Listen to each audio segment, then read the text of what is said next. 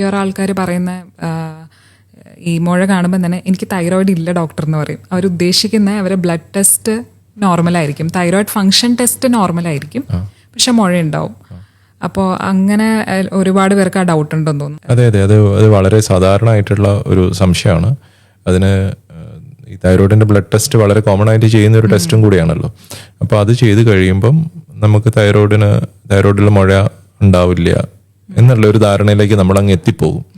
അപ്പോൾ അതുകൊണ്ട് പല പേഷ്യൻസും ചോദിക്കും, എൻ്റെ തൈറോയിഡ് ബ്ലഡ് ടെസ്റ്റൊക്കെ നോർമൽ ആയിരുന്നല്ലോ, എന്നിട്ടും എങ്ങനെയാണ് ഇത് വന്നതെന്നുള്ളത്. അപ്പം ഇത് രണ്ടാണെന്നുള്ളതാണ് നമ്മൾ വ്യക്തമാക്കേണ്ടത് ആളുകളോട്. തൈറോയിഡിൻ്റെ മുഴയുണ്ടെങ്കിലും തൈറോയിഡിൻ്റെ ഹോർമോൺ ലെവൽ നോർമലായിട്ട് തന്നെ ഇരിക്കാം. തൈറോയിഡ് ഫങ്ഷൻ അബ്നോർമാലിറ്റീസ്, ഹോർമോണിൽ കുറേ പ്രശ്നങ്ങളുള്ള ആളുകൾക്ക് പക്ഷേ തൈറോയിഡിൽ വേറെ ക്യാൻസറും അങ്ങനെയൊന്നും ഉണ്ടാവണമെന്നില്ല.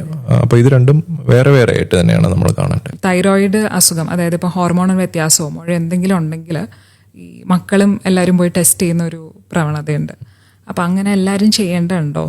അങ്ങനെ അവർക്ക് പേടിക്കേണ്ട ആവശ്യമുണ്ടോ? അല്ല, അങ്ങനെ പേടിക്കേണ്ട ആവശ്യമില്ല. പക്ഷെ പൊതുവെ തൈറോയിഡ് ഫങ്ഷൻ അബ്നോർമാലിറ്റീസ് ഇപ്പോൾ ഈ പറഞ്ഞ പോലെ ഹൈപ്പോതൈറോയിഡിസം ഒക്കെ ഉണ്ടെങ്കിൽ അതിൽ നമുക്കൊരു ഫാമിലിയൽ ടെൻഡൻസി ഉള്ള ഒരു അസുഖമാണ്. ഇപ്പോൾ ഹൈപ്പോതൈറോയിഡിസം, ഓട്ടോ ഇമ്മ്യൂൺ ആയിട്ടൊക്കെ വരുന്നത്. അപ്പോൾ അത്